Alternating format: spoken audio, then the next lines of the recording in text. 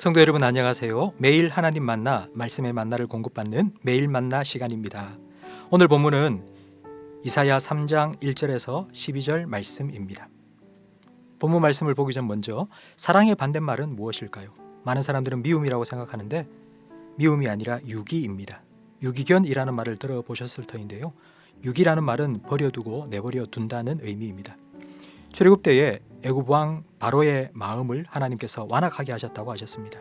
근데 완악하게 하셨다는 말의 원래 의미는 바로가 완악한 마음을 가졌는데 그냥 그대로 내버려 두셨다는 의미입니다. 만약 하나님의 자녀인 우리가 그런 완악한 마음을 가졌다면 그 마음 그대로 내버려 두시는 것이 아니라 그 마음을 버리도록 혼내실 것입니다. 왜냐하면 우리를 사랑하시기 때문입니다. 하나님은 사랑하시는 것만큼 징계하십니다. 사랑하지 않으면 뭔 짓을 하든 상관하지 않습니다. 그렇게 살다가 어떻게 되든 그냥 그대로 내버려 두십니다. 오늘 본문은 하나님께서 예루살렘과 유다에 어떤 심판을 내리실지 구체적으로 말씀하고 있습니다. 기억하십시오. 징계의 무게는 사랑의 무게입니다. 오늘 본문은 세 부분으로 나눌 수 있는데요. 1절에서 3절까지 징계의 내용, 4절에서 7절까지는 징계의 결과, 8절에서 12절까지는 징계의 원인입니다. 먼저 1절 말씀해 보면 하나님의 징계는 사람들이 의뢰하며 의지하는 것들을 제거하시는 것이라고 말씀합니다. 하나님께서는 두 가지를 제거하시는데 첫째는 양식과 물입니다. 예루살렘은 시온 산 위에 있는 성입니다. 천혜의 요새였습니다. 그곳이 천혜의 요새가 되기 위해서 한 가지 조건이 있는데 양식과 물이 풍족해야 합니다.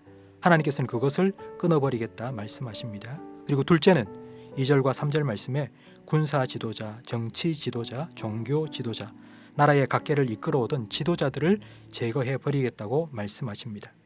사람이 없고 인물이 없는 것이 왜 징계가 되는지 4절에서 7절까지에 나옵니다. 4절 말씀에 소년들과 아이들이 다스릴 것이라고 말씀합니다. 성경이 말하는 아이, 소년은 성숙하지 못했다는 의미입니다. 이들은 열정은 있으나 지혜는 부족합니다. 솔로몬은 약관 20세의 왕이 되었습니다. 그래서 하나님께 일천번제를 드리며 그가 간절히 구했던 것은 지혜입니다. 이런 지혜로운 통치자가 사라지면 나라는 어떻게 될까요? 솔로몬의 아들인 르호보암 때와 같이 되지 않겠습니까? 8절에서 12절까지는 징계의 원인입니다. 왜 하나님께서 이런 징계를 내리시는지 징계의 원인이 무엇인지를 말씀해 주십니다. 자녀를 징계할 때 반드시 왜 맞는지를 말해줘야 합니다. 그래야지 고칠 수 있기 때문입니다. 이것이 징계의 목적입니다.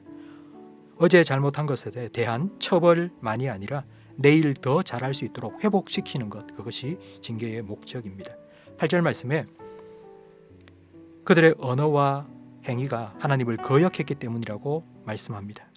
쉽게 표현하면 유다 백성들이 청개구리와 같았다는 의미입니다. 그리고 하나님의 영광의 눈을 범하였기 때문이라고 말씀합니다. 하나님 앞에서 대놓고 하나님께 거역했다는 뜻입니다.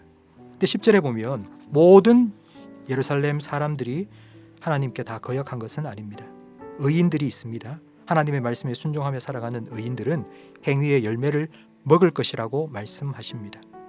앞에서 하나님은 예루살렘과 유다의 양식과 물을 끊을 것이라고 하셨지만 의인들에게는 행위의 열매를 공급하실 것입니다.